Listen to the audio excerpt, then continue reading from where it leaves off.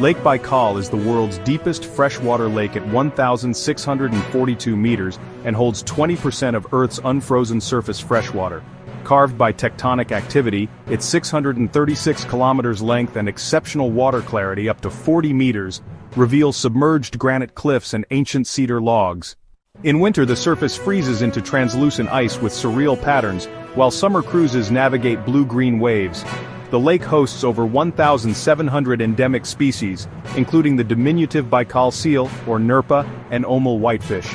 Shoreline trails in Pribaikalski National Park wind through taiga forests, hot springs and old-growth larch, underscoring Baikal's status as a UNESCO heritage site.